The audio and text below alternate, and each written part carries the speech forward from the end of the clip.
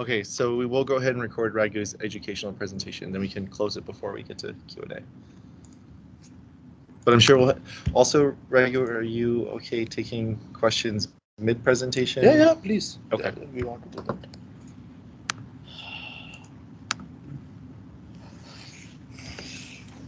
Okay. Thank you everyone for joining us. Can I start at 2022? You're good. Okay. Thank you everyone for joining us. Really, we would like to share our experience and knowledge on one version, which is mostly discussed in our community, at least the way that as a developer and technical, when I speak with my partners, customers, and my colleagues in other companies, the most commonly discussion that we had and exchanging the information is on these two items, which is one version and then what is RSAT. And if you go to any Microsoft business applications, there is a separate 60 minutes that they are giving you only to educate people why they have to look seriously to take action on RSAT uh, to accommodate this technology for growth and religious. So I think many of you are not in 365, but it has been 2.5 years that we started implementing for our products and customers on 365, and recently uh, till now, uh, technically speaking, I don't think so. No one has started something on RSET truly. Everyone has discussing and analyzing the things and what is the capability and what areas we can do on all the things, and doing a lot of such and discussions.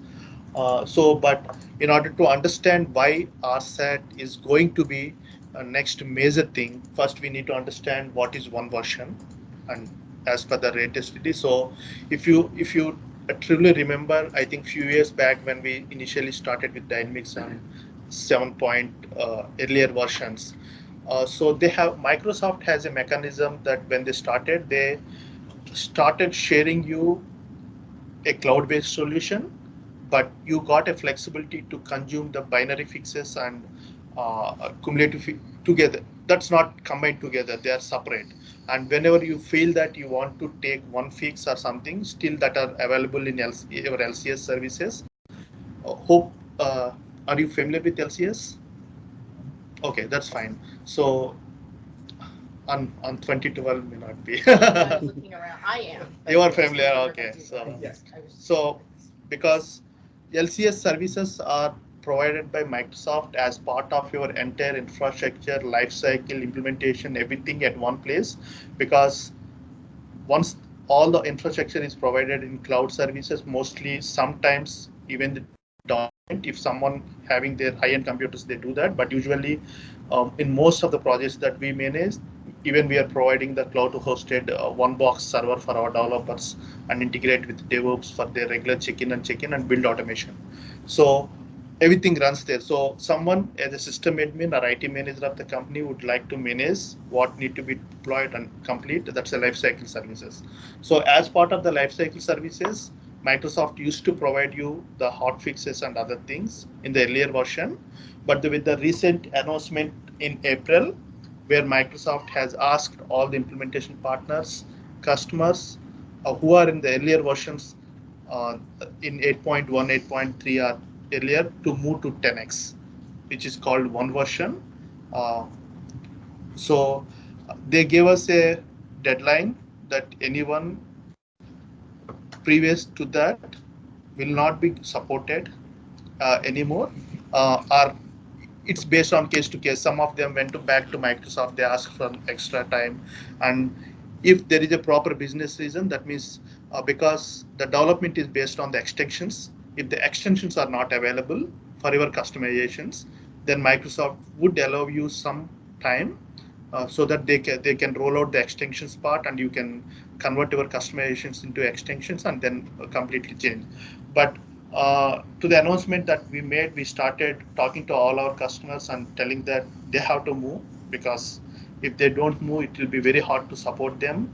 Uh, that too, the applications are running on cloud, and if you are running on multiple versions which are not widely supported by Microsoft, then getting support from their Azure engineering team or what different engineering teams when things are went wrong would be hard, because Microsoft already made that notice very clearly that everyone has to move to that.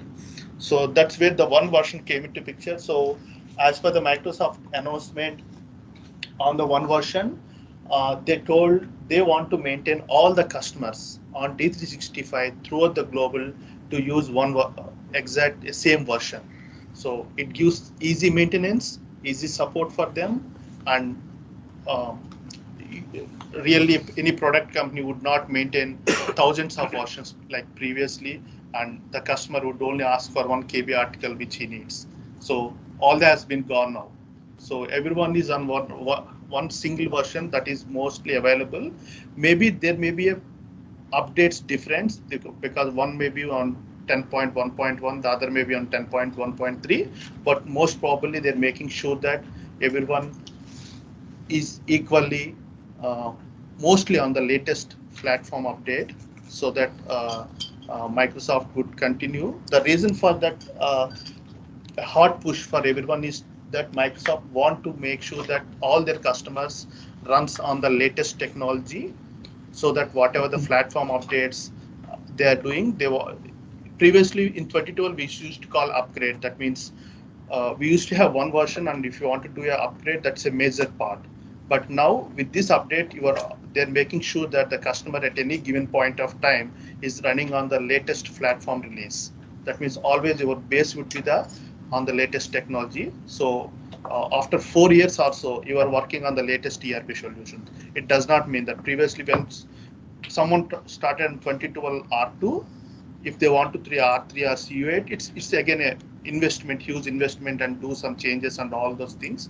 But here with the small breakdowns and small investments, you are always on the ERP latest technology. And the reason behind this is now everything is cloud-based enabled, and if you want to enjoy the cloud services, cloud benefits, and other areas of cloud technologies, you should be integrated with them, and for that you need to be on the latest technologies.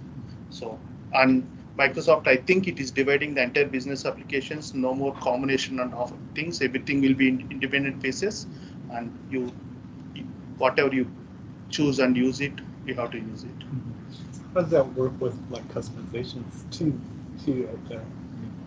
Would that impact? How would that impact if you've had customizations done? It does not. It should not impact. That's what Microsoft is ensuring. So, so we'll go discussion inside. But because that's the one of the key point. Yeah. Otherwise, how would you make sure that you upgrade and why anyone would break their system which is running for their business? So we'll go deep into that. Okay. So just to take you on the key advantages is one version, stay enrolled.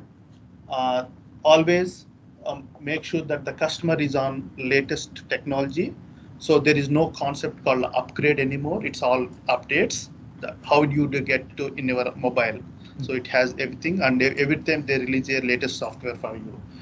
And cumulative, so those are called cumulative service updates. So the reason behind that is there is no more hotfix releases or any code fix or bug fix releases for any spec. Everything is cumulative service. If that means it has entire code base.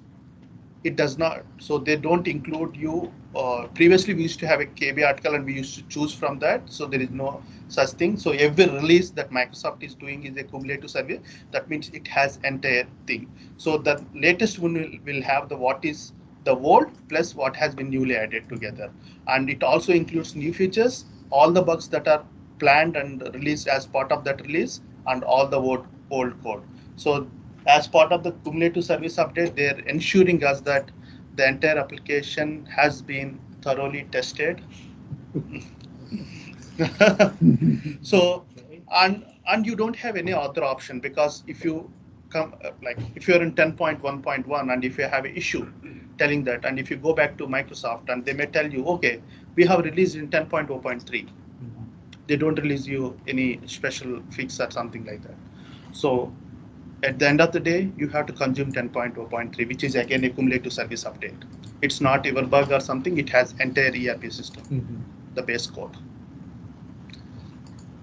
So schedule times and controls.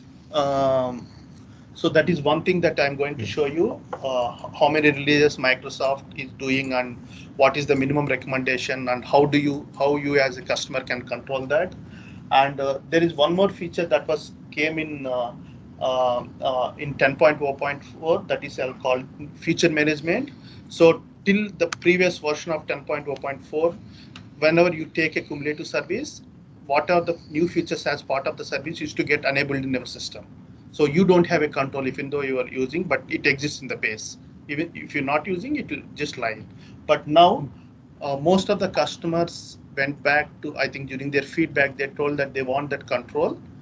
So Microsoft came up with this feature telling that, okay, even though we are doing you're taking upgrades, nothing will disturb to your application unless until you manually go and enable that feature in the system. So the day the system administrator, after verifying all your business criteria on production, the day that you enable, the feature will be get activated. Till that time, it will be part of your platform update or cumulative update, but never will be actively running on your production server. So to answer that question, backward compatibility. See, this is where Microsoft told. What Microsoft is telling is, most probably whatever the customizations, ISVs, and all those combinations that you have in the application should work as is. Should work. Yes. They've made significant changes to the development infrastructure so that a lot of the stuff you could do in 2012, you just can't do it in D365 anymore.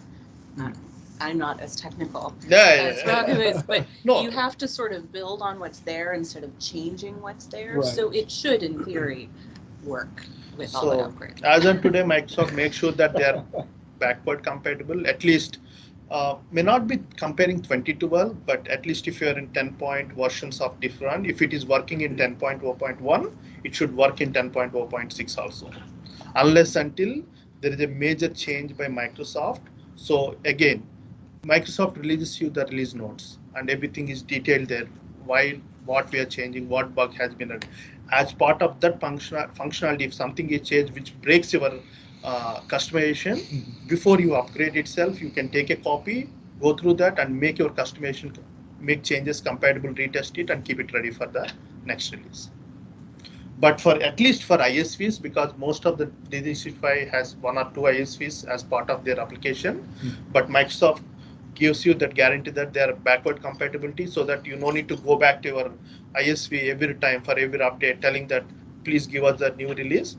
It's not required unless until your ISV does a major release and that is required by your business. And some of the ISVs also still supporting releasing of small piece of code because they know the pain of the customers. But most probably they're also coming in line with Microsoft telling that rather than releasing a piece of code, they're telling take the entire application again, code base again. Yes. So everyone has to understand this cycle. This is the key. If anyone wants to migrate to 365 from their old servers or want to be on latest technology or make sure that your application is fully supported by Microsoft and everything. Because Microsoft, as on today, this was the calendar that I took from one of their business summit. So if you look into the calendar, Microsoft, previously they reduced many of versions, but now they told that we'll only release 8 service updates per year. And then the limitation, as a customer, you can pass on 3 consecutive updates. That means in LCS, you have as a system admin, you have that control. What Microsoft generally do is whenever they release, after a while, they'll send a notice to you telling that we are going to update your sandbox in so and so date with one of the latest version. If that's across the global and as per the Microsoft standards. And if you want to hold on that, you need to do your LCS setup, making sure that the calendar, you have to make sure that please pass on this. So in that way, Microsoft support engineering team, whenever they're trying to apply, they look for your calendar. And if you make it explicitly not to apply, they will not touch your system. So yeah, please. So when Microsoft sends out that announcement that there will be an upgrade, is it do they accommodate businesses that are run 24/7 so that the updates only occur on the weekends? Yes. Or are they yes. just, oh, okay. No. See, generally Microsoft they have a planned schedule. To the best of my knowledge, from 2 years, what I'm getting is on weekends, and that to very odd time based on the business area that you are. If you're in North America and Seattle, they would do your night time during the non-peak hours or something like. But they would send you notice. If you want that you have any specific thing, you can go back to the support engineering team, telling that okay, we would like to consume, but not at this time. Please schedule it. They would change the schedule, and you will get a new notice. Okay.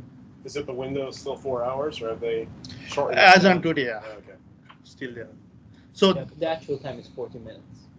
The window is 4 hours, but see, no. You need to think in a broader way. Actual, sometimes you may schedule your production server 5 hours, but it may complete in 1 hour. The reason behind this is Azure engineering team is not only serving for one customer. They may have thousands of requests on a day. So as of now, they're telling as per SLA, give us a prior notice and give us time. If they miss that during the 5 hours, if they did not start, 99% they start on the time. If they miss it, if they did not start due to any reason or any services problem, they would accommodate the other time. But they want to make sure that they complete their activity within the slot. Thank you. So this is something that we need to consider. But going forward, one of the important announcement is that if you are taking a continuous updates without fail, then your downtime would be 0 downtime. Most probably, I don't know, this year or next year, they're going to do that. But that's only for the customers who are taking continuous updates. Can you define what do you mean by 0 downtime? So the 1 hour or the earlier notice that we give, the system will go down. You will not have that anymore. Yeah, for us now, it's about 40 minutes, the downtime, when we do updates. The effective downtime is 40 minutes. Roughly an hour. Roughly an hour. But still, when you submit a ticket, you submit 5 hours before, and the ticket window is 5 hours. Mm-hmm. That never changes. Yeah. So how much time the actual deployment is happening? Sometimes it may be 35 minutes also.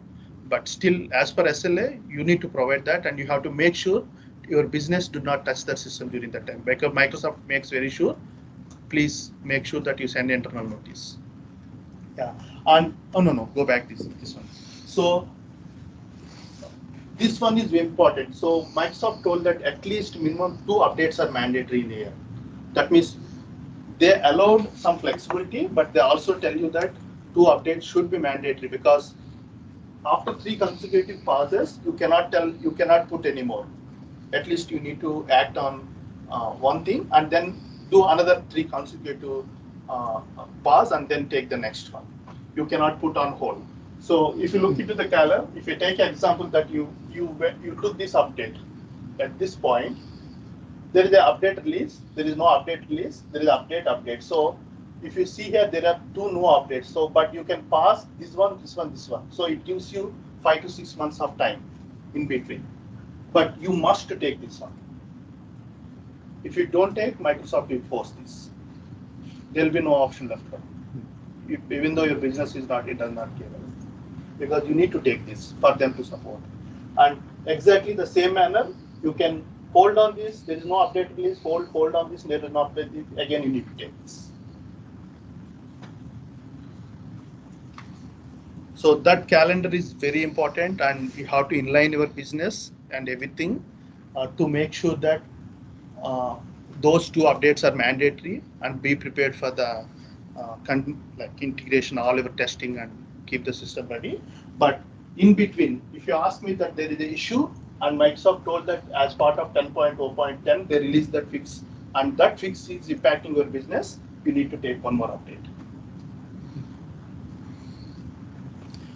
You can work with Microsoft engineering team if it is impact is minimum, they would provide you some workarounds or help you with some script. But if you feel that that's going forward, you don't want to make it, and that's part of release, you have to take it. There is no option available. So are most of these updates going into like the sandbox environment? Then? Yes. Okay. First sandbox, okay. They would tell. That's good. And then they have a certain time period where you need to finish all your testing and make sure, then hit to the production. I think it's 7 days. 7 days. Yeah. So some of the very frequently asked questions to me by my customers, partners, or colleagues are what is cumulative service update? So everyone, to the customers and their IT managers, whoever in between, because when we walk to them on daily basis on different other areas, then so because as part of the system maintenance activity, we send them a lot of notice telling that this is going to apply, this is going to apply, the audit has to approve all those things. So every time, what is cumulative service update? I would tell that entire application we are doing it on taking the new features and the entire code base again. Why we want to take? How can you ensure that my functionality is not broken anymore? And when we have an issue, why you want to take the entire application again? So how many how many updates we must take or apply? That's one of the question. Fixes and issues resolution, because most of the time there may be fix or something, and they tell us, can we address this? Then we tell, okay, we talk to Microsoft, that is released as part of 10.1.3. So we have to take that update. Then they would come, no, why? I just need that fix. Why can't you apply only that fix to that system? So how can you ensure that all the functionality works? This is the biggest question that we have. Out of all of them, because they are most technical and we have answers, blogs, published things, we tell them and try to explain that. But the one big question is, how do you ensure my code today is working fine? And if you take the new code base, which is a complete code base, it's not a minor fix, how can you ensure that? Do you ensure that all my ISVs works, all my customization works without any failure? And are we ready for an update?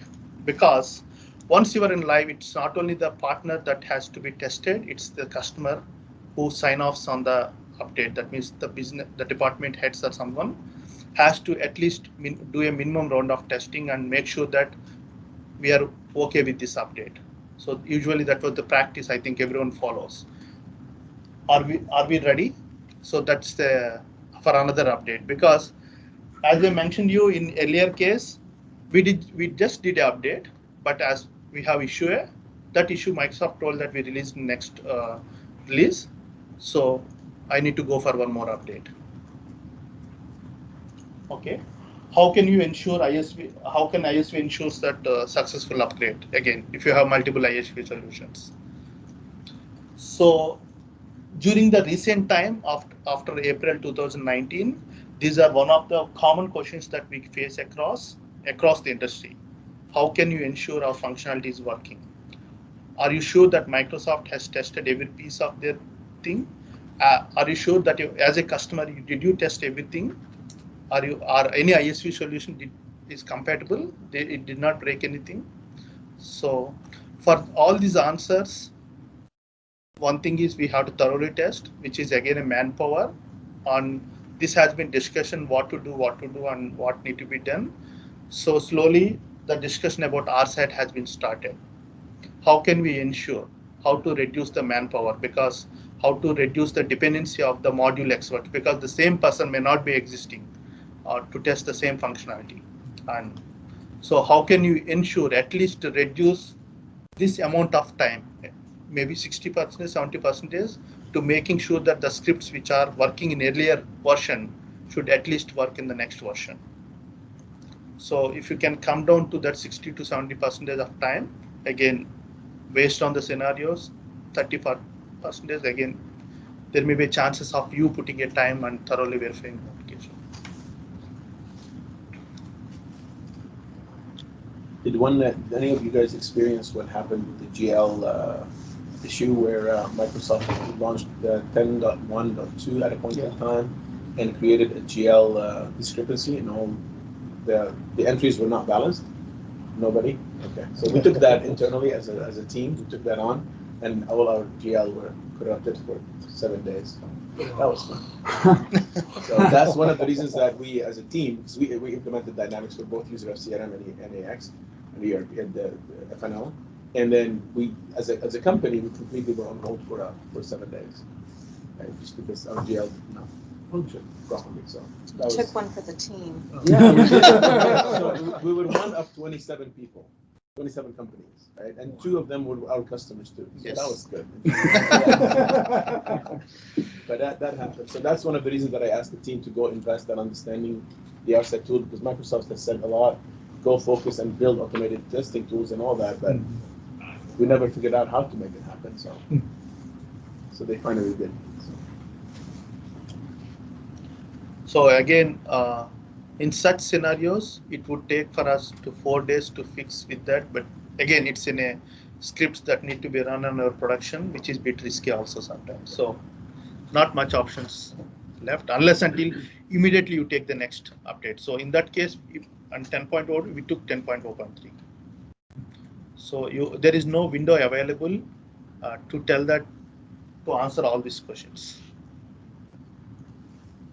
on a real time, because no customer would like to hold their accounting on any issue that happens.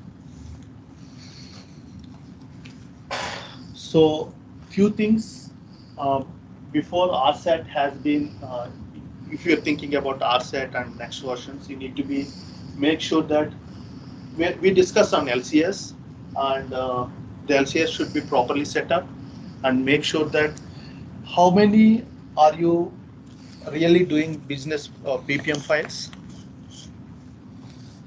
in your early and current work. That's the business process model. Has anybody built it? No? Oh, we have. Okay.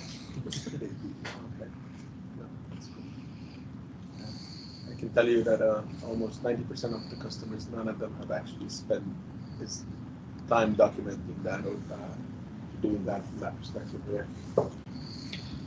So RSAT, one of the very important features that RSAT can use these BPM files, but again, you should make sure that these are properly arranged and recorded and uploaded into LCS if you want to go with that option, because this has many advantages. One is at any time to review your entire process, the tools that are capable of consuming these files and running your test cases, and these files can be used as part of your user training also.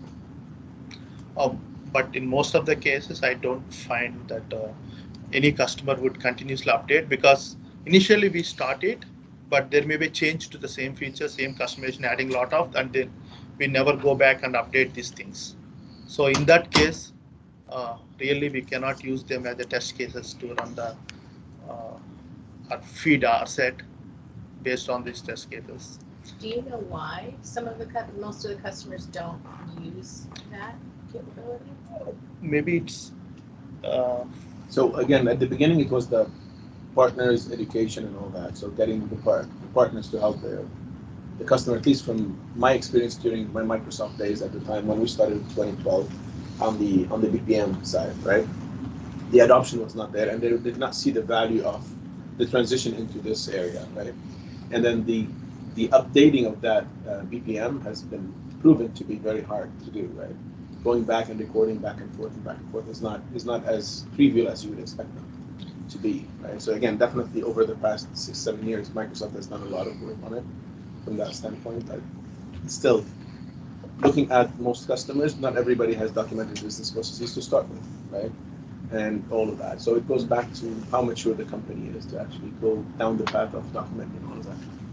And we try with our customers too, and we hit the same issues still now. So it is what it is. But I can tell you, so City of Redmond is sort of unique in that they started their migration by only implementing the budget planning module of 365, and then they do sort of an integration back and forth with their F&O piece in 2012 right now, and so they thought, oh, this is a great way for us to expose a smaller group of people to 365 and start to build some champions, if you will, of the newer product and all that it has to offer.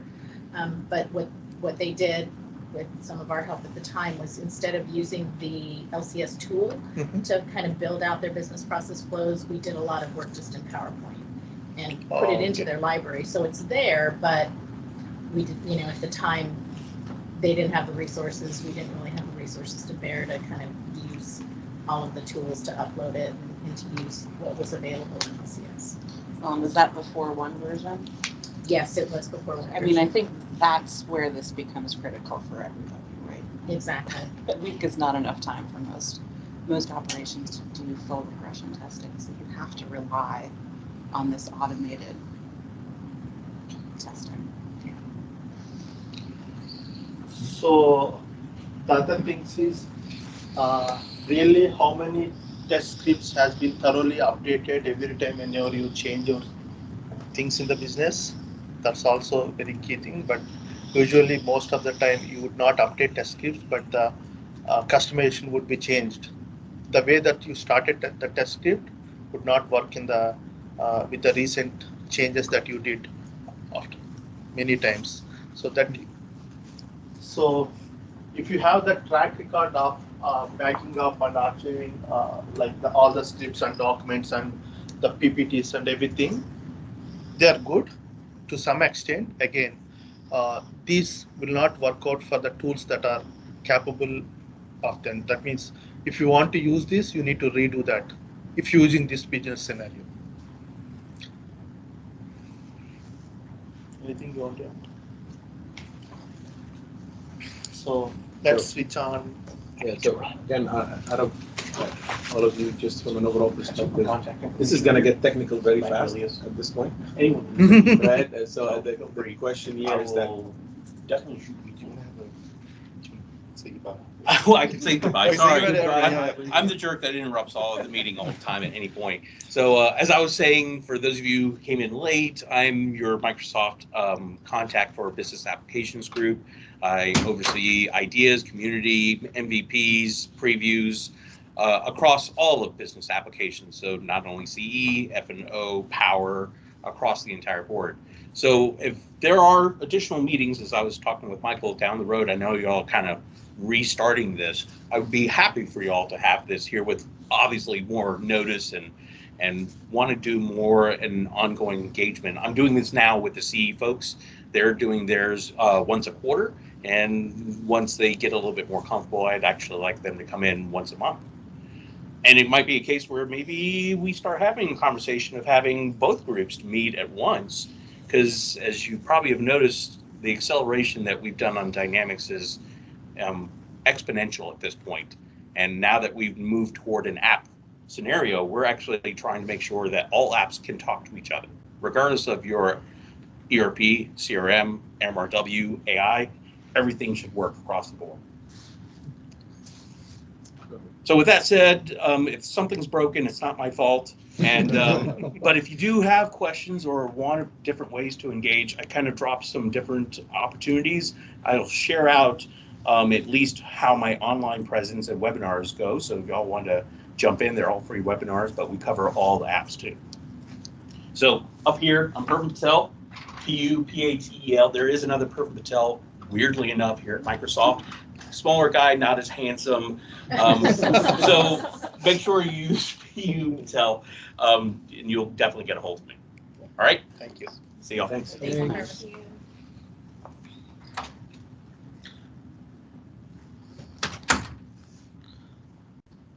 So I think that is a bit fast one. So do you have any specific ones on wash? Because the only reason why we added this slide, even though we know this RSAT, unless until you know what is the pain areas and how one version would work out, you did not feel why RSAT is so important. Because at the end of the day, it's going to be an investment on the company either way, but it's going to be a one-time investment that you guys will do, right? So if you don't have any specific questions, we'll move to RSAT 1, the topic that we are thinking, and I would take you to our overview of what is RSAT. And if you went to many business application summit, you would be hearing 1 or 2 sessions on this. And then installation part, this is purely technical one, or IT or system administrator would understand, most probably audience. Setup part is also part of that. So what happens in RSAT is we have 2 types of players here. One is the technical player who does the initial setup, and then we have functional leads or functional consultant who records all these test cases that they perform. So it's like that system admin would set up and functionals would do all their recording and supply to our system admin, and he would organize them in a proper way to make sure that it executes on the tool. And once those are set up, and it can be executed in any system or any version that you are going to upgrade. Then I would take you to the one small demo where I can show you 1 or 2 scenarios how that executes. So the reason why I mentioned that it's more, at least some part is on technical, is before you complete, you make sure that you want to execute those tests, you have to complete this setup, and this involves your lifecycle services, your Azure DevOps. Earlier it is called VSTS or TFS in the earlier versions, if you're familiar with that. And then you have your test client where your RSAT has been installed, and then you have your dynamic F&O system where this test case would really run on that platform. But if you want, you can use the same system, one of your dev or build server that you have as part of this. But in our example, we are not going through BPMs because again that needs a lot of setup other things. We'll use a developer version of that. So you should have at least minimum system administration credentials on F&O, on Azure DevOps, and then lifecycle services to make sure that you do all the setup and make it in a functional way working. So there are a few steps involved here. So one is, it's an available tool. You can download and run it, and we have provided the links below. And the core services that are required is for your Azure DevOps, where exactly your all repository goes and sits under the test plan. I'll show you in detail on that. That need to be connected with your security token, and then you have a server where exactly your D365 runs, because you need to run that using your thumbprint. The reason behind that is whenever it tries to execute, it logins with your credentials, but it does not use your password. So it is established with the thumbprint, which usually we generate a GUID and store it in the web.config under that on the server where you want to run that application, because at the back end that's how it communicates rather than using your password, and you do not need to give your password in that. And Raghu, is it typically pointed to the UAT environments? It all depends upon you. Yes, you can do that. If you feel that. Yeah, I don't think you can point it to production. Yeah, you're not. Production, no way. Don't think about that. It has to be a dev environment. So it's not a sandbox environment. Most probably in sandbox also, we never, because sandbox has multiple players and most of the time business users, we don't want to touch with them, because if something is down and we need to restart, that would be a huge complaint that during the business time. So usually we take one of our dev server which has latest production code, latest DB backup, sync it and run the application. So you don't create disturbance for that. And while you are running RSAT, you really does not need all your team. So whenever you're going for a new update, combine together, get the latest database, don't change anything, and your system administrator will trigger that. And at the end of the day, you get the result, and then just start discussing with your functional person who is related to that particular test case and see what has been failed and why it has been failed. So that needs investigation. So for all these things, better to use one of your dev servers which has latest code. And then the flow to run, we use, so as I told you, we are not using BPM, but we use a recorded test cases of developers. So once this setup is done, you can do that installation on any server. I recommend it is don't use your UAT or production is not possible. Don't report to your UAT or other things. But wherever you feel that the business is not involved and you have complete working, because for a period when you start doing the test cases, there will be many. And each test case has to go back to the system, open the screen, run it and execute it. That's a time taking one. So if you want to complete that, you have to make sure that no one others are using the system or at the back end triggering other things. You can also run it through the command line and then it doesn't pop up on the screen. Yeah, we can do it. But really, if you want to see how it is, if you want to observe how it is taking all the things, and in some cases why it is failing and what step aiming, that gives you information. But usually when system admins are doing, they would not do that. They would trigger and leave, and next day you can see the reports.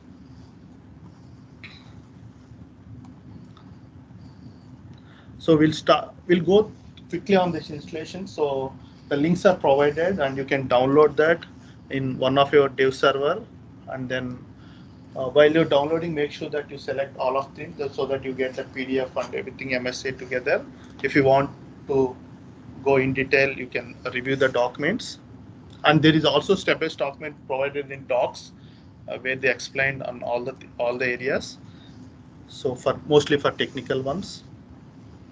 And you can find once the successful installation is done, you can find an icon on the server, and the dev server where you have installed, usually it is connected with your DevOps and LCS part. So I'll show you the 3 parts in crucial things that you need to install. So we just made a flow how the entire because as Salim mentioned, we started our own because we are product-based company. So this is what we thought is we want to educate all our developers or everyone to be aware of this, because we are split and work on products and development. So that we thought we started internally, and then we want to, even though there are more slides, we want to show it to you. The reason is we detailed it to our core. Even the new developer should understand what is RSAT and how easy to set up and at least execute his test cases, because as a ISV solution, we are supposed to be on every release. It does not matter. So every time we have to execute entire functionality of our product. So again, it's the same story continues there. So this is very important, not for functionals, but at least for technicals and other things we want to do. So if you see here, there are 3 parts involved here, as I mentioned. One is connecting to your VSTS. It's a repository. For RSAT to execute, this is the source.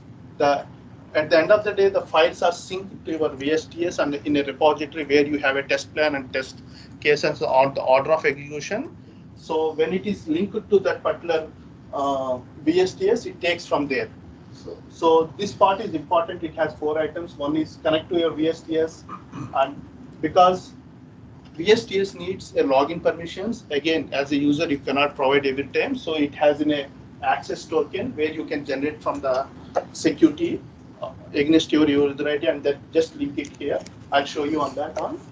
And the next is your VSTS maybe having many projects, but whichever project that is working linked with your LCS and then using for F&O, you have to select here, and immediately once you select here, it will have all the test plans that you created, the repositories that you created, and you have to select whichever repository, but at any given point of time, it executes only from one repository, the one it was selected here.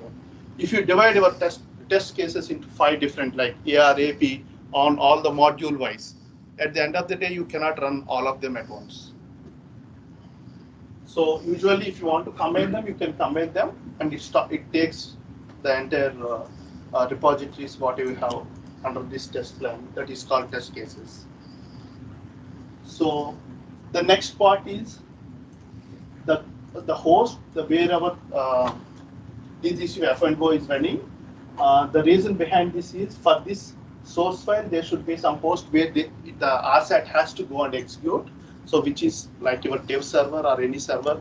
So you need to provide the server where you want to execute, and at any given point of time, you can just change this and it goes to the next server wherever you have a different code or different enhancements which are not included as part of your regular builds.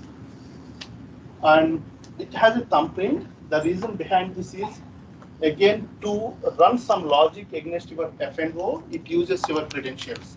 And if you are providing your credentials, you should be system admin in that F&O server. Then only the test case would execute. For that, you need to provide your login to the application, because it is going to use this. But again, they want to avoid the password one. So there is a thumbprint which usually generated here, and that's a GUID. So you need to just select that and put under the web.config under the system where you want to run. But again, even though you change these links, if this step was not performed, again, the test case would not execute. Because at the end of the day, when it is logging into the application of FNO using this butlery, it also verifies the GUID that you provided here. So if you want to run in a different system, you need to re-verify these steps again. But this will be much easier, much faster. If you have 4 different servers with different builds and the customizations which are not included in a regular build, and if you want to run the same concept, so you need to spend some time here and changing this. Okay, so the next thing is there is a working directory repository on the system where the RSAT is running. The reason behind this is whenever you want to change that Excel files, if you want to change the data or some parameters or something, you need to have that Excel opened in your local directory and make changes. And when you upload, it will go and sync into the your VSTS repository. For that part, because it has to store in somewhere in the current server where the application has installed, we use one local repository. So it usually maintains all the Excel, XML files, DLL, CSV files, all those things which are part of this each test plan. And eventually, if you lose them also, there is no issue. As soon as you click on the upload, it will sync to your repository. And next time, if you connect to some other system, it would again sync back. I'll show you that one. And make sure that it is in IE. We did not try with Chrome. I don't think so. But I never tried it. But we went with IE, but we need to try with Chrome and other things. We tried that today. It does not work out. Well, I mean, maybe we did something else wrong. Because it's for us also it's earlier. So initially we followed the document, so we selected IE, but we did not try on Chrome. And that's not Edge. That's like old school Internet Explorer. Yeah. Yeah, we got working on Chrome. We try to make sure you get the Selenium drivers set up correctly, and that's kind of a pain to make sure you get right. But it does work. We'll try it again. It works. Yeah. Okay.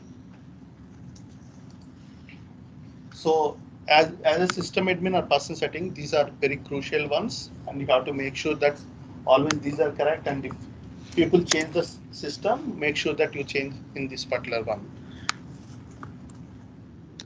So few important things in setup is, as I told you, there are 2 GUIDs that are involved. One is for thumbprint and another is for access token, because in the 2 areas you are using your credentials to talk to application. So one of that that you generate from the security, and you have a you can, once you click on the security, you can generate that GUID. But make sure to copy and paste it in Notepad, because once you click on create, you can never again, if you come out from that page, the GUID will not be available there. So it's invisible. So you cannot, make sure that you copy it in Notepad and keep it safely till you, at least you copy that into the your RSAT application.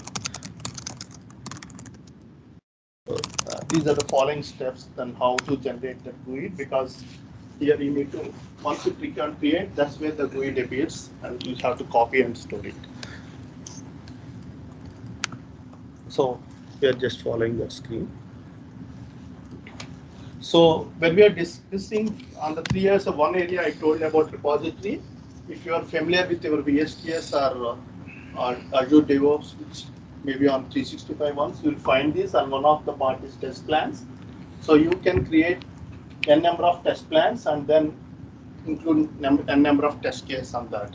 So as part of your application or business, if you feel that you don't want to combine them and divide them or segregate in a different manner or ISV based or something, still you can create manually and create the test cases. But how to link those the test case that you created with the files generated, it's a bit manual work at the end of the day.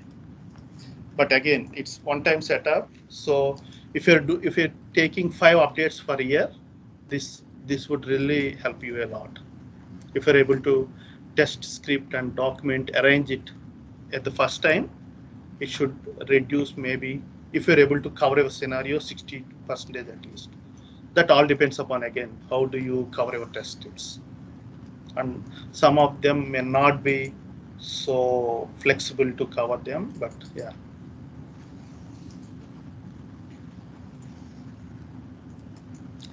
So this is the following step. So the second GUID, what I'm talking about, the thumbprint. So this is important step because once you generate that GUID in the RSAT application, make sure that that was copied under web.config file and paste under repository, which is, if you can find this web root on any of your dev servers under AOS, so just keep a copy on desktop, just add your key and then replace it. But make sure that you restart your IIS, otherwise it would not be affected. So whenever you have a new thumbprints, every time you can do the same thing, but restart is must.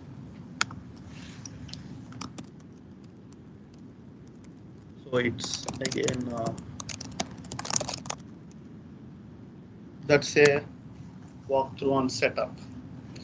So 2 people should be involved, not 2 people, 1 system admin, then hand over the other part to the functional people. So any specific ones, questions or anything? Obviously, there's a few team members who are using it. So David, I know you are. So far the experience on it from that perspective, in terms of building and replicating and doing it and investing the time in it, is that worth? Definitely. Yeah. It's really good. Okay. It did take a lot of time to invest in it. It almost feels like as much time as we took to invest in it, we could have been testing it manually all along. But I think in the long run, down the line, it will benefit. But was there a good? So part of what we did is that we realigned our processes as we build it, because we uncovered some new things that we did not even consider while we were doing the whole testing before, right? Because we went through this of incremental updates and incremental things that we did in terms of the system functionality and features. This gave us a bit more of a setback, and let's say this is a good foundation for us to kind of go back and say, okay, can we add more capabilities now or not? Yeah. So, and what we're finding too is we're finding issues at every update. We're finding an issue, and so with an issue, like that, we create a test case for it. Okay. Hopefully, so we'll you're never adding hit that it again because Microsoft only seems to break things one at a time. And usually, when something's broken, they don't break it again. Unfortunately, you don't. You say so. I didn't say always, but unfortunately, you don't know what to test because you don't know what's going to break. That's always been our hardest part. But we're getting there. Our test cases just keep increasing. So every time we do an update, we run the RSAT tool, and we have 50 tests this time, and 100 tests next time, and we just keep adding to them. So you build it over time. Yeah, it's a slow building process. Did you do most of that yourselves, or did you? We have 3 of us, 3 admins on the team that we just kind of said, okay, you do 5 this week, I'll do 10 this week, and just do them as we can. Just have to find time to do that. Absolutely, yeah, and it's a finicky process. It is, especially with all the variables. Not all of our clients are able to build their own. Mm-hmm. We do a lot of it. Nice. We had somebody to do ours for us. So Raghu, Throw it over the fence. are we jumping into the demo? Yeah. Okay. That's why I get paid to do So I'll show you 2 scenarios where we took that would be most easiest one, because you'll be familiar with how the tool works out. So I'll just start demoing on that, and then we can go through the slides. But the other slides is the copy that we did, because we want to share with you those steps. So when you implement or something, you can come back to us on what areas you're in. As I told you, after a successful installation, I have done the complete setup prior, because nothing should be in between. So you'll find an icon. So this is what the app would look like. So the important part here is this particular ones about your you see some weird names because this is part of our product development and we are just demoing it. It's one of our available servers. So the important thing is about your VSTS, and this is very important because if you see here there are multiple projects, but wherever if you have multiple projects, wherever you want to find all this repository, generally ERP would be recommended to have one project on its own where you have your files, code base, test plans, everything is part of that repository. And then these are the two, one is that token, and then this is the GUID that I'm talking about, which needs to be aligned when you do that and make sure that the repository is there. So we'll quickly go and record two sample ones and then start executing them. So when we are discussing about this is what the repository is, and you have a icon which shows as a test plan, and under the test plan you can include all the test cases, but make sure that you arrange them in order if they are interdependent on each other. Something like a customer and a sales order, but if you still want to run on a independent one, you can do that. But the problem is if you run the customer multiple times with the same number, it would not run. So there is a small built-in function given by Microsoft, and we can look into that. So let me go to F&O.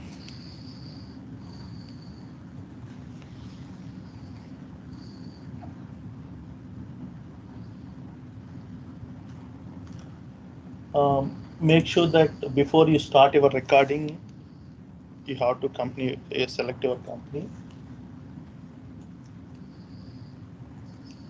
So one of the key points that everyone has to record is make sure that you start your recording when you are in that dashboard page. The biggest thing that we identified after I personally failed 5 times and did not understand after reading that, what the hell it is going on? It's telling that you did not start from dashboard phase. That means if you don't start it, it does not understand from where it has to start the execution. So as soon as you are here, make sure that semantics. So on the right corner that you have on the wheel, make sure that there is something called task recording. Click on that, and you have to click on create recording. Okay, give a proper name.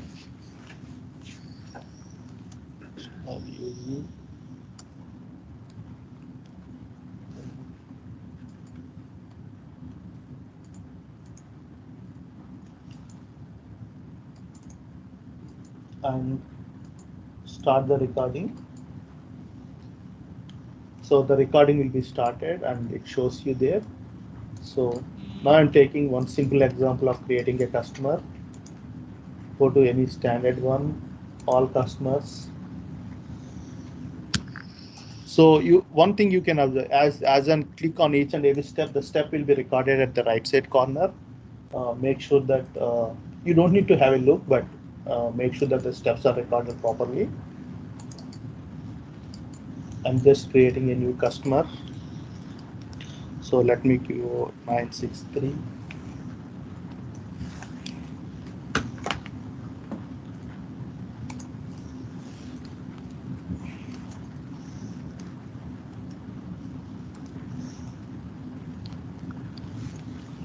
So one of the features that I want to cover here is if you want to use that customer in sales order or something, because every time the test case runs, if you want to create a new customer and create it, make sure that in task recording you have a functionality called copy.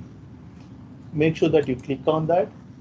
So it will record a value telling that there is a value recorded, which we call it as parameter, but you'll be not using anywhere, but make sure that if you want to use it, store it, and it will be recorded in your XML file for further steps. And then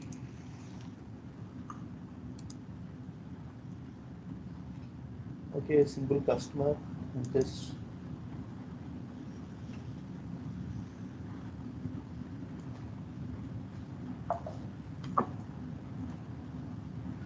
Okay, and to make that test case successful, make sure that you provide the invoice account.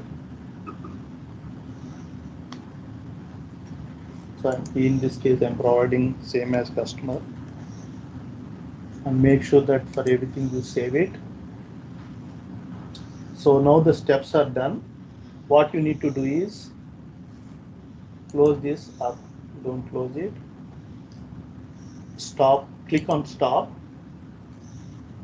Within a second, you will find the versions here. So these are few things that you need to make a point. One is save to this computer and export to Word document, because some of these recordings would be used for your training purpose also, if you want to do user training. And if you want to save to LCS, this is where the BPM would be coming. It directly goes and sits on your BPM, which is multi-purpose used if you do it very planned and proper way. In this case, I am taking as a developer recording.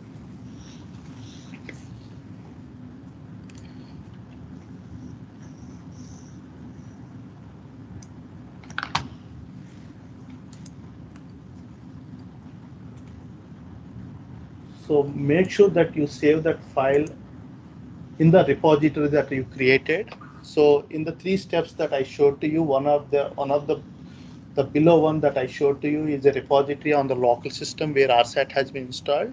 Make sure that you save that file here, at least till the point that you sync it into your VSTS repository. Okay, now this is done. Let's go back to the other one. So here, now we completed our one recording. Now you want to execute that. So if you want to execute that,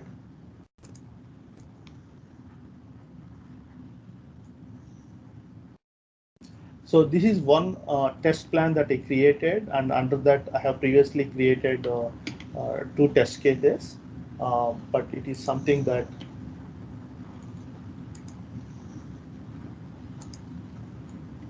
is executed result. Here you have a button called to add new test case, because eventually for it, initially you may start with 5 and adding 5 or 10 for every month, because one time it would not be possible, or scenarios that.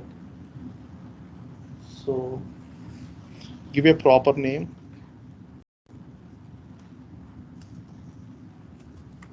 To what extent are you using TFS at this point, or DevOps? And making sure that your code at least builds you're scripts. checking in code, you're doing that code control or source control or any of that? Yeah. Build automation. Is connected. So once you give a proper name, on the right corner there is something called an attachment. Click here. Now you have to attach the recording that you downloaded in the earlier step. So that is the one. I forgot the name. That's it. Yep. Okay. Make sure that you save it. So now we have the test case. So go back to. So what we did is the file that we downloaded into local repository of RSAT. Now we connected with the repository on the test plan. As I told you, the mechanism that was established is RSAT has a setup which has to the repository.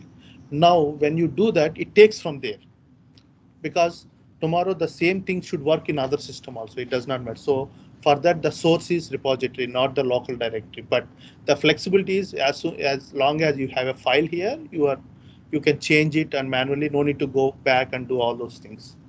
So here, click on the load.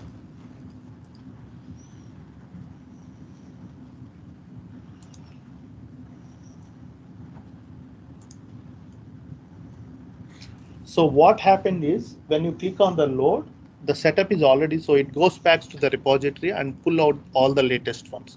So when it pulls out the latest files from the repository, whatever the files that are available in directory will be overwritten. because eventually you should have one source copy. But once you change here, you do the vice versa of that. I'll show you that step. So now we added a new test case. Just select on that. Before you run it, make sure that click on the new. The reason behind this is, once you click on the new, there is some file which is called parameter file, which exists here. The reason behind this files comes and sits in our repository, and if you want to change anything, now if I run this test case multiple times, it will not execute because the customer would be unique. So in that case, you can use some built-in functions which generates a dynamic one, and then you can execute that. For that, if you want to change anything, you should have the parameter file. So now the parameter file is created and then available in your local repository. Before I upload and run it, I want to make some changes here. So it's already selected. Click on edit. So the parameter file that was generated will be open here. So in my case, whenever I execute this test case, I want to create a new customer every time. So go back to here, and then in customer account equal to, there is called a ran between function. So you can use, there are few functions available. One of that we tried and make ran between, and give the bottom which is 0, and then we can give the highest one.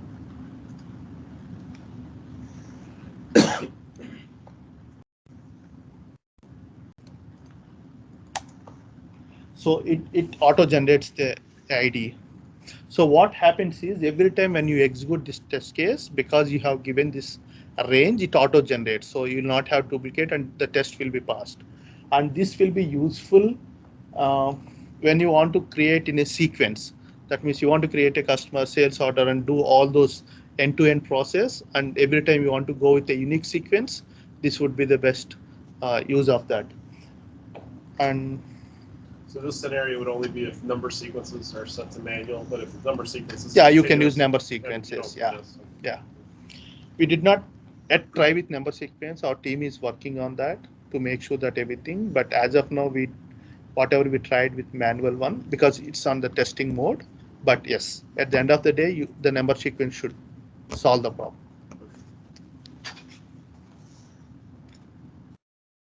So once you change that, there is another which is called invoice account. Also, you have to change. Make sure that those things are recorded equal to, and if you want, you can do this random number, select it. So your invoice account is in. So if you notice here, during my step in while creating a customer, I had told copy, click on the customer, and then so whatever the values that you want to use future and in link to that, if you can do that functionality of copy, all those will be as a saved variables here.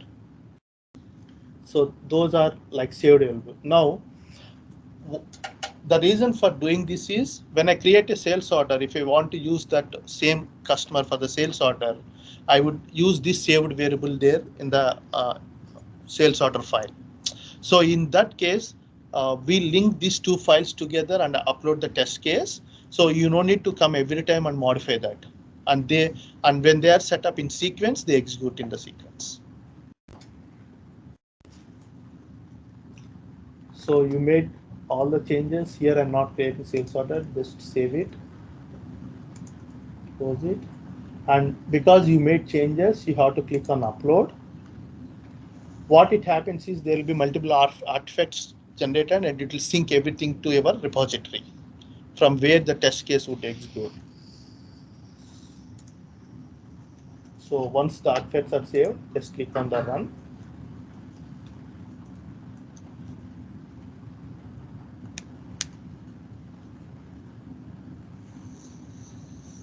What's the Selenium plugin?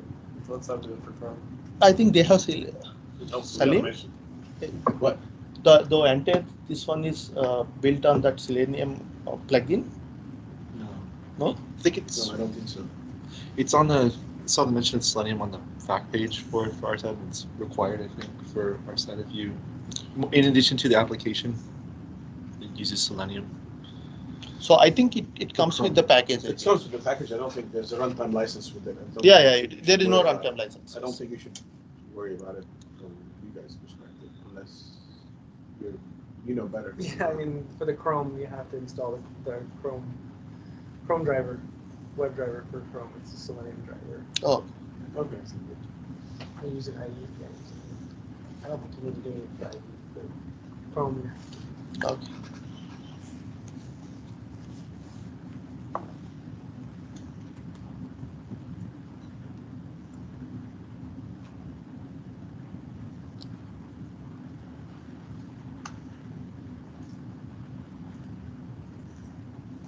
So do you just have to think through from when you're organizing the various pieces of the test suite that you're building? So let's say I'm building AR versus AP versus GL. So you need to be very careful.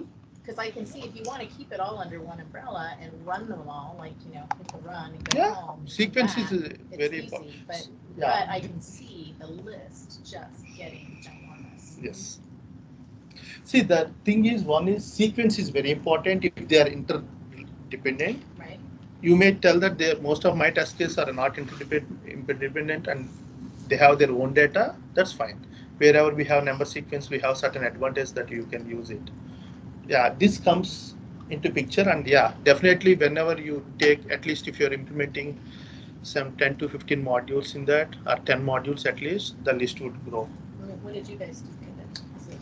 Because I'm assuming you're going to sort of think through what are the scenarios that I'm going to run, and how independent are they going to be, and how many do I have?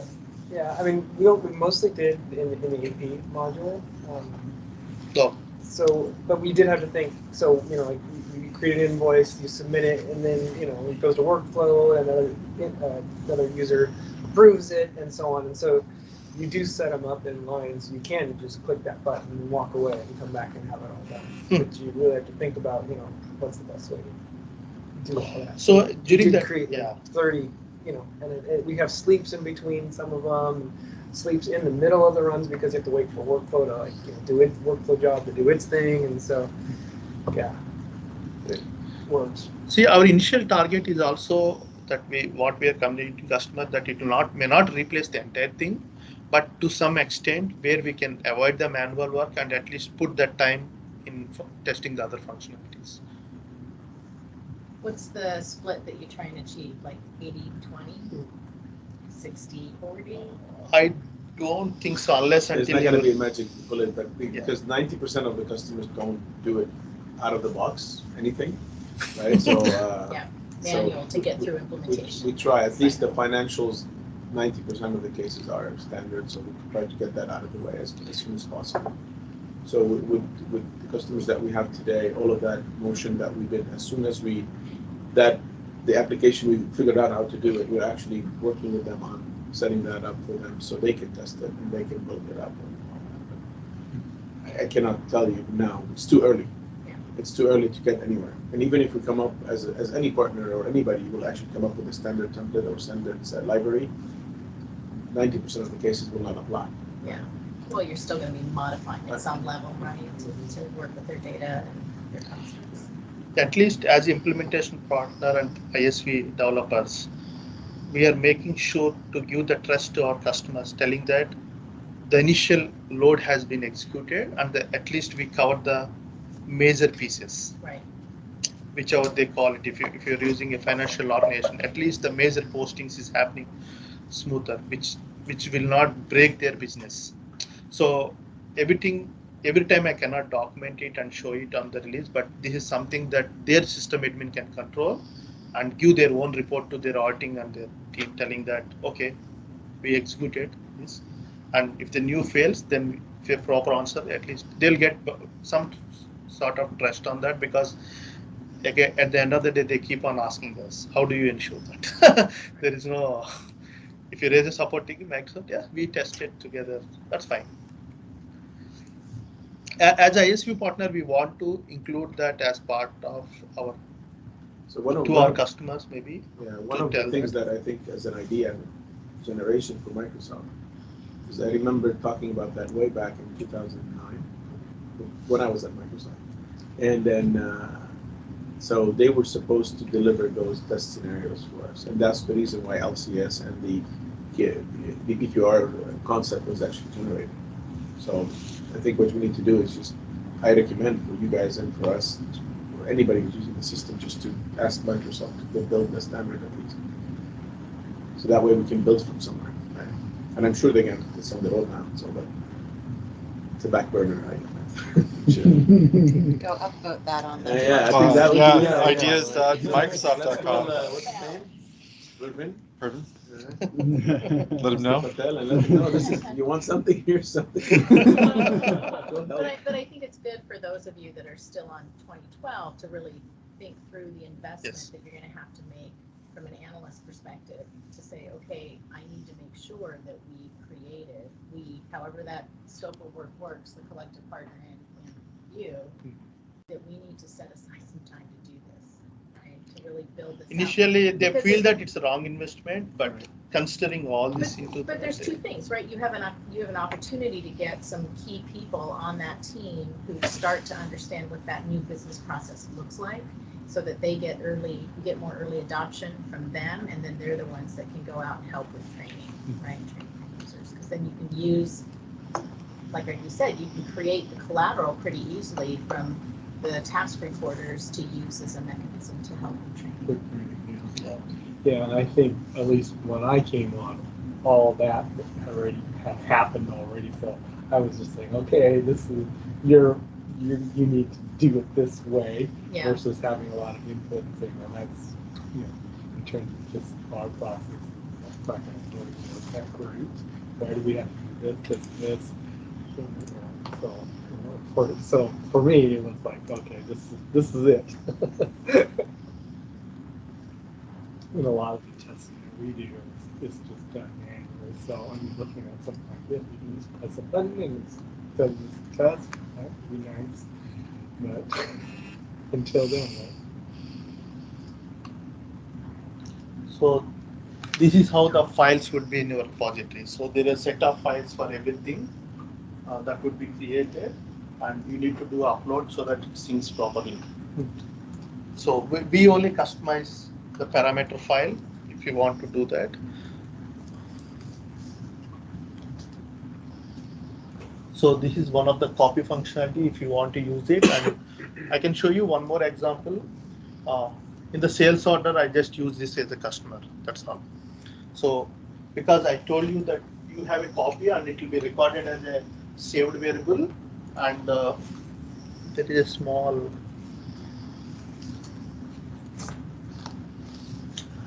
small mechanism here that we can give a try. So when you have a related test cases that executes in sequence and use some values from the above one, so you can open the two Excel sheets on the same server, and you can use this switch one and use the saved parameter from one file to other file. So it's nothing but in Excel, they are linked in sequence. So what it will do is, while it is trying to run that, it goes back to the random one which is already generated earlier, which is already generated and saved. The saved variable is already copied from that Excel to this Excel. It takes and generates the new one. So if you have interdependence where you want to reduce and complete the sequence, because every time if you're not using number sequence, this may fail. So in that case, this functionality would be used, and if you have a proper number sequence setup and everything, that would resolve some of the dependence problem.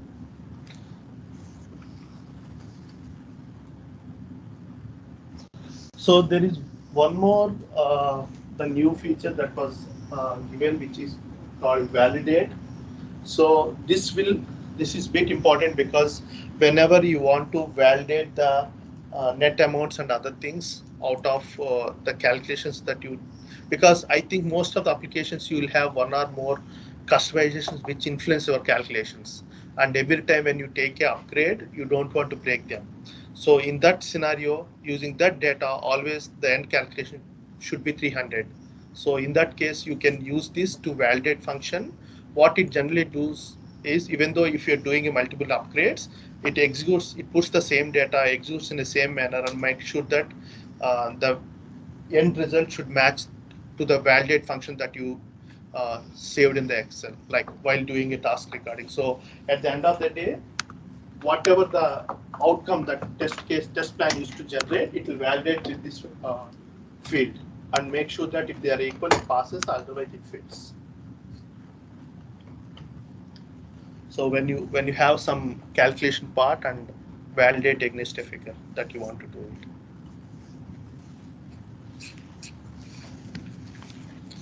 So still we are in process of analyzing a lot of the other options, because we also want to make sure to execute that in a more simpler way so that it reduce burden on our own team. If you have find any the easiest way of implementing or something, please share with us. But we would like to go through this one, which is very important. Few of the observations that we went through during our thing is, the first one, your point is covered here, number sequence. Really, we did not implement because we did not start to our product, but we are taking all this advantage and see how we would like to invest and start on that. The second thing is, just now I told that if you want to change anything, the one more pain area is you need to do that in edit mode. That means you need to go to each and every Excel workbook that is associated with the test plan and make the manual edits and make sure that you upload that. If you miss that, then that would cause a lot of other problems. So I told you about rand function that will help us in most of the cases where you does not have proper number sequence and you want to still execute this test case and make sure that it's passed. So the edit button that I showed to you on the screen, and then external reference field, this is what we discussed about in a case where you have a sequence of test cases that usually depend and you don't want to manually modify them every time while doing a test case. So you can have external reference field where you can use rand function to generate and then use that sequence in the other files that wherever you require. So these are need big practice, because you need to do for 1 or 2 times at least to get familiar out of this, and then plan the areas where you really that makes sense for your business. So other advantages that initially when we started ourselves, so as a product-based company, what we can do advantage, yes, initially it is a huge investment, but so one of our discussion is how can we build all of them. So we got a Microsoft contact where we started discussing. So that's where the plan came up. Why you want to target today? Why can't you add 5 test cases on all your core areas for every month, rather than building all of them and telling that, okay, out of 100 we build, 60 may not make sense. Again, we need to change. Rather than in any product or whatever the stable functionalities is there, you will be coming to know that. So build test plans for those stable functionalities which may not be changed, which are under development or adding more features. You can build to some extent, but that will be added at the later point of time.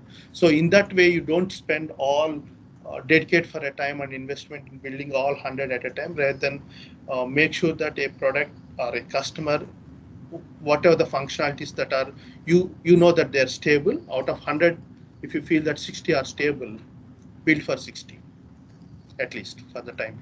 So when you run that, you can save it. Right? Yeah. Start. Just build, just start. So the other thing is, when we are building as Salim mentioned, when we are building this one, there is also indirectly questionnaire has been developed, and that will be, if you're a product-based company, you'll feel that the questionnaire would help you in building that.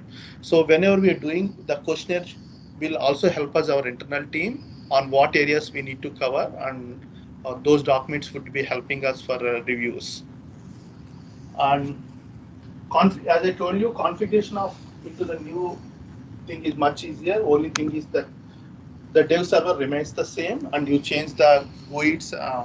Maybe you need to change the thumbprint because you need to talk to the other server. Because in a real-time scenario, there'll be multiple versions for a customer. That means there may be functionality, a big thing which is building, which is not part of your regular build, because they want to complete that functionality and test it and all those things. And if you want to make sure that this test case execute on the latest functionality which customer is building, which is not included in your regular builds, so you can just change it and run it and make sure that that also works very smoothly. So there is a small talk, like bit activity involved, but it's not a time-taking one, and the steps are straightforward. Again, BPM use is slowly going to be very important, because once BPM are there, you will reduce the test case also, and as you know that they are multi-purpose one. So maybe we're thinking that in future, at least customers and implementation partners would concentrate on BPM files. So module expert dependency, this is one area which we identified, because when we are working on different things, the biggest problem is the functional consultants who work for the project and build all the areas, they may not be with you for a long time. And if something goes and when we are taking updates or something happens, it is getting very difficult to put a lot of man-hours time on that. So we also thought that if you can at least implement RSAT to some extent, module dependency would be reduced. So because usually when an implementation partner would slowly will be moved out from that, and the customer will start handling the things other than you do a support for them. So it is difficult for an implementation partner or customer to always make sure that that particular resource is available for that work or a function. So we thought that this will reduce it. So this is more into box implementations. If you have any product that out of box that you can sell it, and RSAT would really help a lot, because you know to because as a partners or product developers, you also should be upgraded to every release that is happening, and every time the box will have a latest, and you don't need to put another 500 hours of testing your entire functionality. So these are very key advantages that what we noticed, and really started investing on this, and would like to share this knowledge with all of you. And maybe this would be very helpful for the people who want to get into D365. Initially, if you think that initially it may be big one, but it really helps a lot, because once you are in one version, there is no much alternative for the people to tell that whether I'm not ready, I'm not interested in taking another build, or my business users cannot spend time another 1 week or another 2 weeks, and we are closing of books and we cannot, then this is blackout period. So all this comes in. But the biggest problem is because one version is a cumulative update, for issue fix, there is no other alternative. So we need to educate our customers. We are trying to give them as much as information possible. Going forward, minimum, we are expecting at least 2 is minimum, and 1 may be based on the issue. That means you'll go for 3 updates in a year on entire application.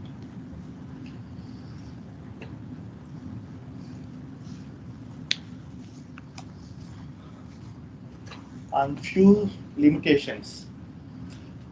So one of those test scripts that you developed, those work for only that functionality. If you change that, you have to change and upload the new ones, or record the new ones. What is if all you do is just add a field extension or an extension? You just add one field to the form extension. You have to go I don't think so. The I don't think so. See whenever the test case would fail is if that field is having change in the functionality. It all depends upon that. Or if it were required. Yeah, it is required. See, anything that changes functionality would lead to the test case failure, but it is good, which we'll come to know why it was failure. You can always go to the XML and investigate the XML the way you want. But again, that's going to be somebody with knowledge in XML and how to deal with that, but you can. XML edit, it's a bit hard thing. It's not so easy, but once you have a total idea on entire functionality and scope and make sense, you can do that edit. But always recommended is before you change that, make sure that whether it. So the other things, it is not a data upload tool, or it is not for your performance or load testing. So this was one of the asks. You can run the test case a number of times. That does not mean that if you want to test with some 1,000 customers and then 10,000 sales orders, it is not intended for that. The main intention behind this is the functionality that you build, and whenever you do this upgrade, the functionality should work on the new system to ensure that. But performance and other things, maybe at this point of time. Because if you want to run for 10 customers, that means the test kit should run for 10 times. So every time it only check the one standard functionality.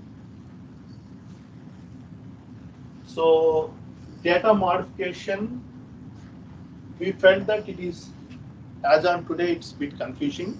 We need expertise still. As Salim told that on Excel, you can do if tool permits, but again, with a limited, at this point of time, even we are not 100% familiar because we are only touching very few areas. But going forward, I think we should avoid that confusion of, because every time it is, I don't think so it will be possible to re-record the entire stuff again. So I think to some extent these things address, but be careful when you're doing edit on the Excels. Yeah, because ideally, let's say you have multiple customer group or whatever, and you want to just go create one recording and then add the rest of the group so you can add the rest of the customers. You can't. You have to record each of them separate. Yeah, at least you should have those many test cases. I was going to ask a question about that. So I don't think we've tried this. There is functionality to edit task recordings. You haven't found that you can just change. I think that we did not try, and we and can save change. it Yes. again? Yeah. Yeah. You can change the values again. Well, at least then you don't have to walk. So that's what we need to try a lot of other options, but we want to start with somewhere, because every time when we are discussing about this, there are limitations known and we are stopping there. We don't want that this time. We don't want. And I'd be curious if that would work, right? Because you already pointed out one of the quirks that it has, which is if you don't start on that dashboard, it won't work. Yeah. And there's not a step on there for started at dashboard, right? So maybe editing it wouldn't work. I was curious if anybody had tried that. Have you guys tried that?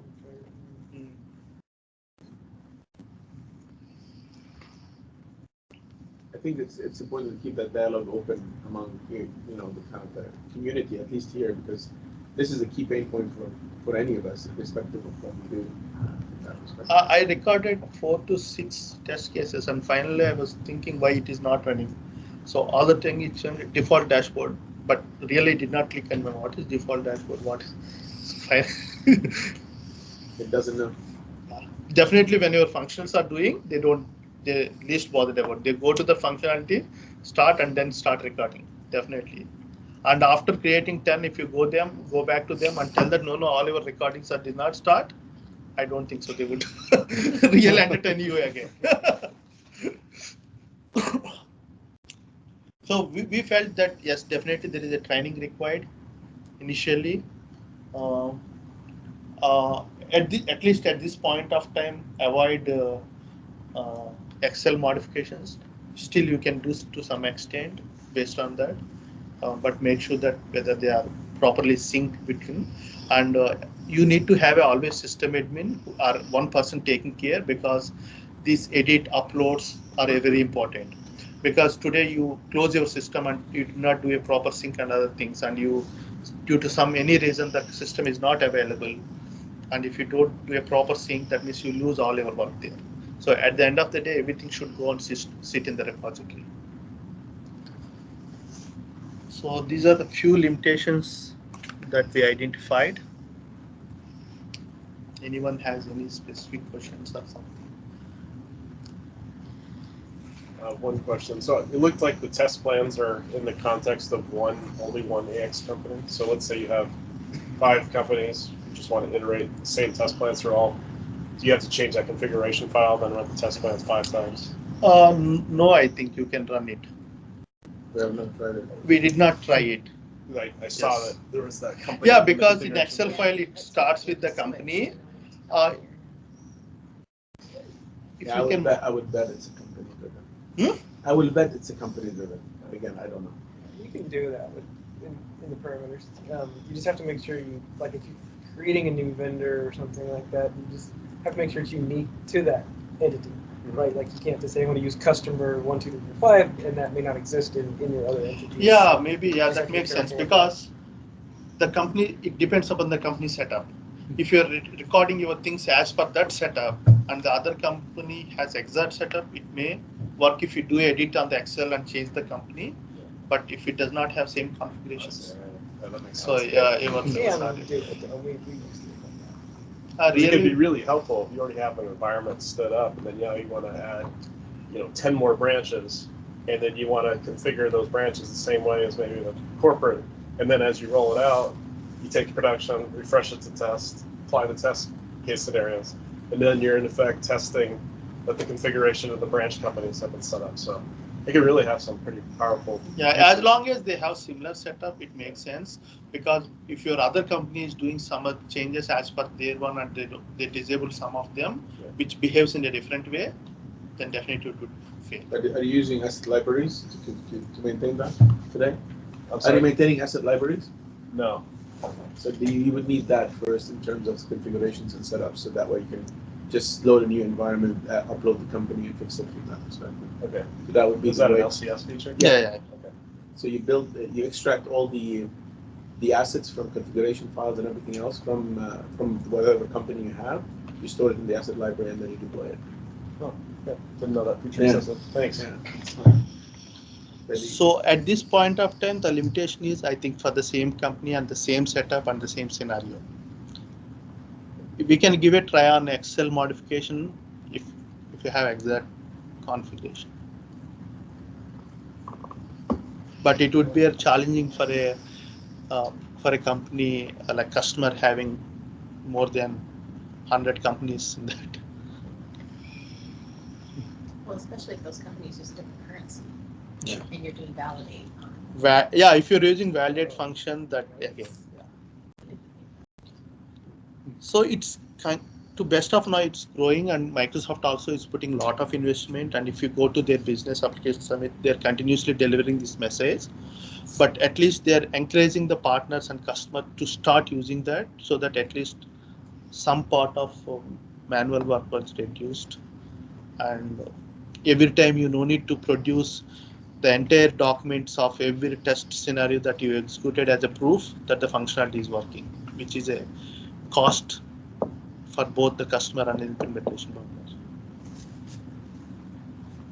And in a real time, we also observed that every time it's impossible for a human to cover all those scenarios without missing one.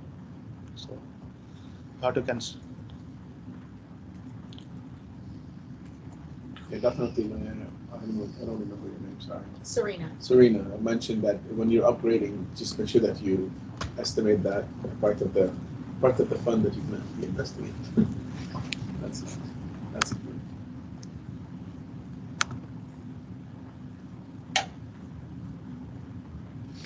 So with that, Raghu, shall we call that a wrap for your presentation? Yes. Thank you very much, Raghu. Appreciate it. Thank you for taking the hot seat for the Reboot session. And thank you everybody who contributed to the discussion. It was great. So the slide Michael will share with you all if you want to refer, and Michael will share his contact details. If you have any specific or a new workarounds or something, you can share with us there. Our team will be continuously working with and will keep you posted on new areas. And we'll see how you guys have a team channel, or are you guys using the community? We have the community chapter. Okay, so we can keep posted on that. Okay, so if there are no further questions, we'll just close it down, and people are free to stay, talk, grab a cup of coffee before they go. hopefully escape some traffic, maybe. Yeah, it's not. But you're in Redmond, right? I live in Kirkland. I'm not going down. Oh, okay. You're like, no way. Okay, and everybody online, thank you. I can see if we can hear them now. Okay, so I know we have Mahmood who joined from the user group there. Thanks for joining, Mahmood. And Tejav will go ahead and close it down. Bye, everybody.